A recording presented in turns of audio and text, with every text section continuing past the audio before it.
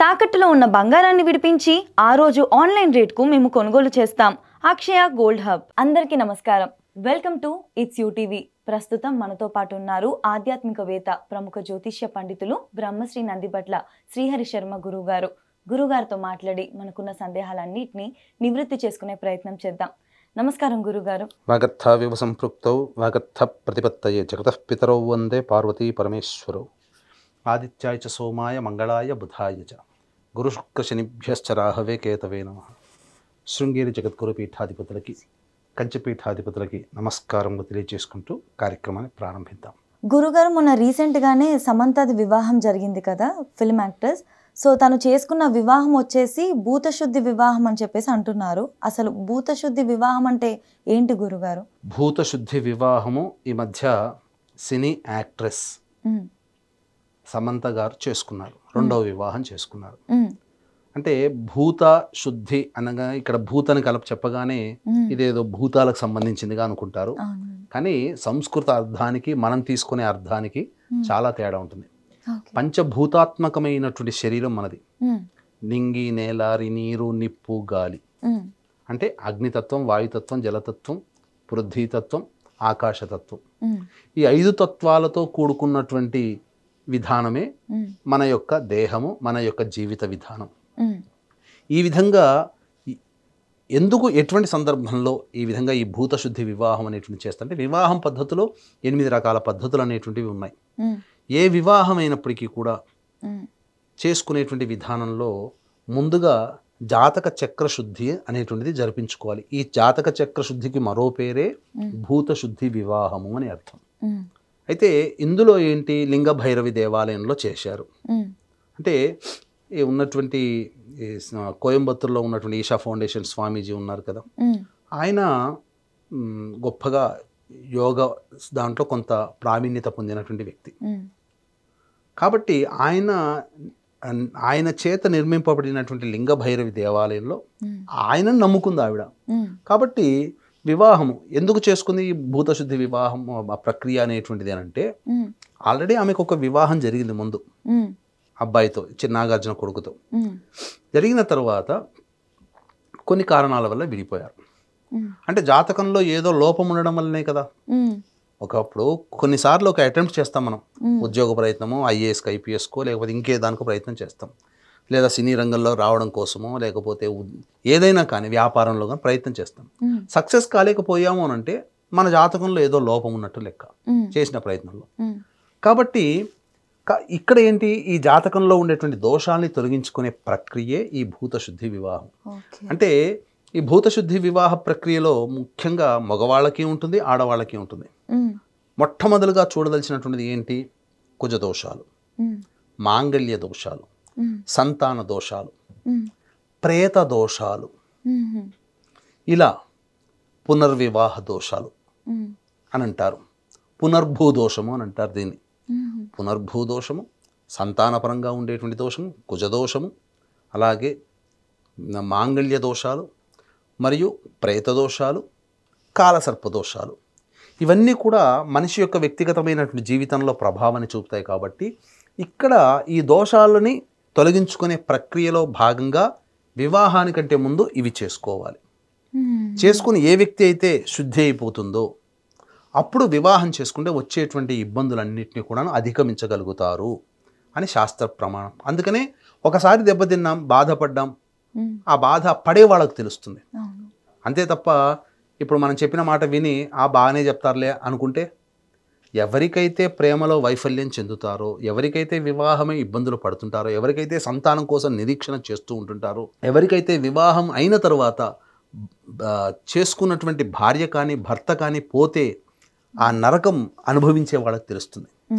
ఇలాంటి స్థితిలో మళ్ళీ ఇంకొకసారి మనం జీవితంలో మళ్ళీ ప్రవేశించాలి, మనం కొత్త జీవితాన్ని ప్రారంభించాలన్నప్పుడు మళ్ళీ ఇవి క్యారీ ఫార్వర్డ్ కాకుండా ఉండాలంటే అక్కడితో వాటికి చెయ్యాలి, కట్ చేసేసేయాలి. ఇప్పుడు ఉదాహరణకు చెప్తానమ్మా, ఒక మామిడి చెట్టు ఉంది, లేదా ఏదైనా ఒక చెట్టు ఉంది. దానివల్ల మనము జీవితంలో ఒక మంచి ఈల్డ్ అంటే ఫలపుష్పాలు మనం పొందాలి అనుకున్నప్పుడు దాన్ని జాగ్రత్తగా కాపాడుతాం. ఏదైనా తెగులు వచ్చింది, చెదలు పట్టింది, ఒక కొమ్మకు పట్టింది, కాదులే చూస్తూ ఊరుకుంటే ఏమవుతుంది, చెట్టే నాశనం అవుతుంది. ఆ ఏ చెట్టుకైతే ఆ చెదలు కానీ ఆ ఇబ్బంది పట్టిందో ఆ కొమ్మని నరికేసేస్తే మిగతా చెట్టు అంతా బాగుతుంది కదా. అట్లాగే ఒక దశలో మనం ఇబ్బంది పడి ఇంకొక దశలోకి వెళ్ళి మళ్ళీ కొత్త జీవితాన్ని ప్రారంభించాలనుకున్నప్పుడు పాతలో ఉన్నటువంటి దోషాలు మన ఉన్నాయి కాబట్టి పాతలో ఆ విధంగా ఇబ్బందులు పడ్డాం కాబట్టి ఆ దోషాలని తొలగించుకునే ప్రక్రియ చేసుకుంటే ఇబ్బంది ఉండదు. అది ఎలా తెలుస్తుంది? మన జాతక చక్రంలోనే ఉంటుంది. మన జాతక చక్రంలో దీని గురించి పెద్దగా లోతుగా చర్చించాల్సిన అవసరం లేదమ్మా. మొత్తం మన జాతక చక్రంలో 4 రకాల ఇనుగా ఉంటాయి, 5 రకాలు పంచభూతాలు మన జాతక చక్రంలో ఉన్నాయి. ఇప్పుడు ఇది మన దేహం. మనం ఒక ఏ వ్యక్తి అయినా కానీ, మీరైనా నేనైనా వీక్షించేటువంటి యూటీవీ ప్రేక్షకులు కూడా ఎవరైనా కానీ జన్మించారు అని అంటే ఆ జన్మించిన సమయానికి ఒక లగ్నం ఉంటుంది, అది బేస్ చేసుకొని మొత్తం రాశి చక్రంలో 4 తత్వాలు ఉన్నాయి. మొత్తం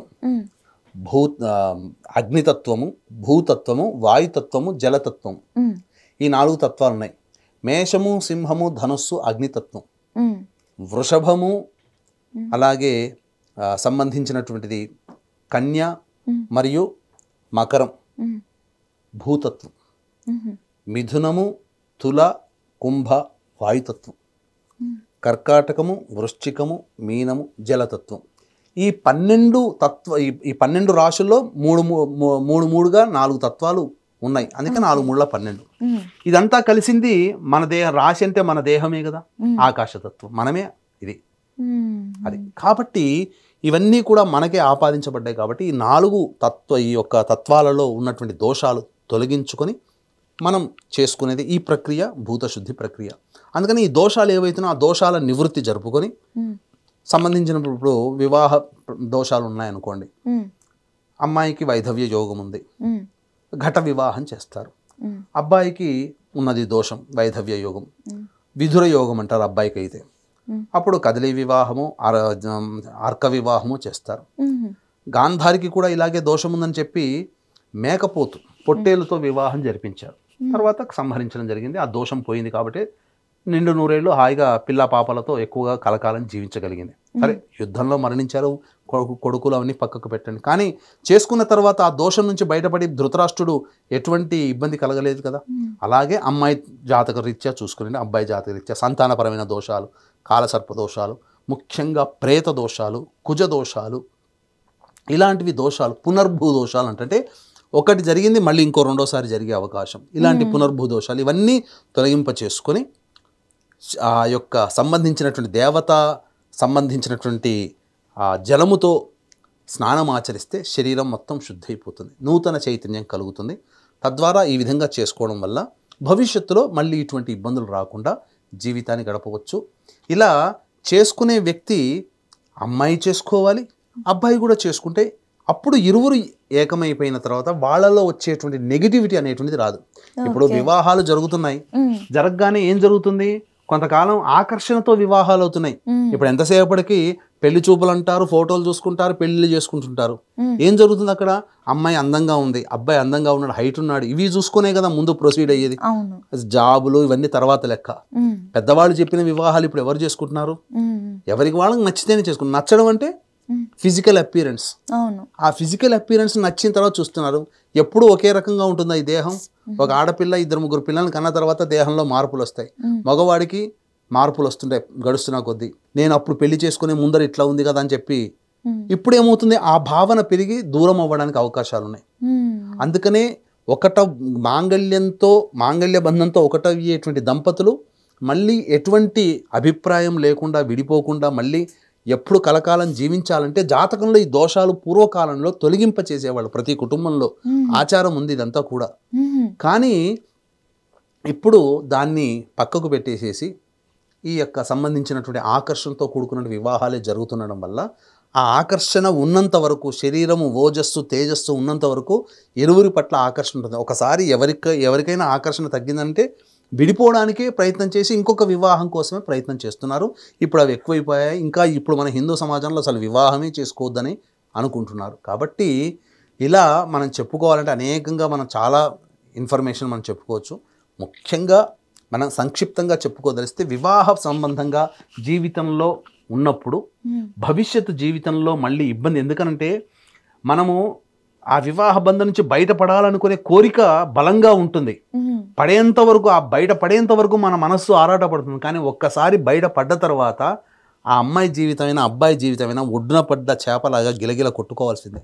సంఘంలో కానీ ప్రతి చోట మనకు తెలియకుండా మనమే అంతర్లీనంగా బాధలు పడాల్సిన సంఘం దృష్టిలో పడతాం. అవి జరుగుతాయి. కానీ ఎందుకు చేసుకున్నాను రా అది. ఇప్పుడు చాలామంది వివాహము అయిన తర్వాత ఎక్కడ కొంత కుదరక విడిపోతున్నారు, ఎక్కడో ఏదో ఒక భావం దగ్గర. మళ్ళీ తెలిసి వచ్చిన తర్వాత, ఆ బాధ తెలిసి వచ్చిన తర్వాత రెండో వివాహం చేసుకుంటారు కదా, అప్పుడు తగ్గి ఉంటారు. నేను అనేది ఏంటంటే, ఆ తగ్గి ఉండడం ఏదో మొదటి వివాహం దగ్గరనే తగ్గి ఉంటే అయిపోయాయి కదా. ఇప్పుడు కొత్తగా రెండో వివాహం చేసుకునే వాడి దగ్గరకు వచ్చి, ఆ అబ్బాయి దగ్గరకు వచ్చి ఈమె తగ్గి ఉండడం, అమ్మాయి దగ్గరకు వచ్చి ఈయన తగ్గి ఉండడం, అడ్జస్ట్మెంట్ అవ్వడం అనేటువంటిది అప్పుడు నేర్చుకుంటే ఒక దెబ్బ తగిలితే కానీ అడ్జస్ట్మెంట్ కారా. అదే ముందుగానే మనం ఆలోచించుకుని ఇవన్నీ కలగాలి. మన మనస్సే ముందుగానే మన మనస్సులో ఇటువంటి మనం తగ్గి ఉండాలి, మనము ఎక్కువగా టెన్షన్ పెట్టుకోకూడదు, మన మనస్సులో ఎక్కువగా ఆలోచన చేయకూడదు, మనకు ఎప్పుడు కూడా నెగిటివ్ ఆలోచనలు రాకూడదు అని అనుకుంటే, వివాహం ముందు ఈ భూతశుద్ధి అనేటువంటి ప్రక్రియ జరుపుకుంటే మన మనస్సు పాజిటివ్గా ఆలోచిస్తుంది, తీసుకునే డెసిషన్ కూడా పాజిటివ్గానే ఉంటుంది. విడిపోవడం ఎంతసేపు అమ్మా అది. కాబట్టి ఆ విధంగా మనం భూతశుద్ధి అనేటువంటి ప్రతి వ్యక్తి కూడాను వివాహానికంటే ముందే ఆ ప్రక్రియ జరిపించుకుంటే, ఇప్పుడు వివాహము నిశ్చయమైన తర్వాత ఈ భూతశుద్ధి ప్రక్రియ చేసుకోవాలి. అక్కడే చేసుకోవాలనేటువంటిది లేదు, అక్కడ చేశారు కాబట్టి అది గొప్పగా అయింది. ఇప్పుడు ప్రతి చోట మనం చేయించుకోవచ్చమ్మా ఇవన్నీ కూడా. గురుగారు, ఒక చిన్న సందేహం, ఇది ఓన్లీ వివాహం ముందే జరిగే చేయించుకోవాల్సిన ప్రక్రియ, లేదా ఇంకేదైనా పనులకు ముందు కూడా చేసుకోవచ్చా? వివాహం ముందు చేసుకుంటే మంచిది. వివాహం అయిన తర్వాత కూడా ఇలాంటి ఇబ్బందులు పడుతున్నారు అనంటే, వివాహమైన తర్వాత కూడా భార్యాభర్తలు కలిసి చేసుకుంటే ఆ దోషములు, బంధంలో ఉండేటువంటి దోషాలు తొలగిపోయి మళ్ళీ ఈ మనస్పర్ధలు వచ్చినా మళ్ళీ కలిసిపోతారమ్మా. మన ఆధ్వర్యంలో ఇట్లాంటి భూతశుద్ధి కార్యక్రమాలు చేస్తారా గురుగారు? తప్పకుండానమ్మా. ఇవన్నీ కూడాను వివాహానికంటే ముందు కూడా, ఎందుకంటే చేసే ప్రక్రియలోనే పేరే తేడా, కానీ వివాహం కంటే ముందు జాతకంలో ఉన్నటువంటి దోషాలకి తొలగింపచేసి ఆ మంత్రజలముతో మార్జనము చరిపించి సంపూర్ణముగా ఆ యొక్క అమ్మాయికి కానీ అబ్బాయికి కానీ దోష విముక్తులను చేసి వివాహములు ప్రయత్నంలో ముందరికి పెట్టడం అదొక ప్రక్రియ. వివాహం అయిన తర్వాత కూడా జంటలు వచ్చిన వాళ్ళు ఉన్నారమ్మా. అటువంటి వచ్చిన వాళ్ళకి కూడా విడిపోతాము అనుకునేటువంటి సందర్భంగా ఉన్న వాళ్ళు కూడా ఈ సంబంధించినటువంటి పెద్దలు కలిసినప్పుడు ఈ పరిహారాల్లో ఈ భూతశుద్ధి ప్రక్రియ అనేటువంటిది జరిపించి ఆ ఇద్దరిని కూర్చోపెట్టి ఆ యొక్క మంత్రోదకముతో చేయడం వల్ల అటువంటి నెగిటివ్ కూడా చాలా మందికి పోయాయి. మళ్ళీ కలిసి కాపురం చేసుకునే సందర్భాలు ఉన్నాయి.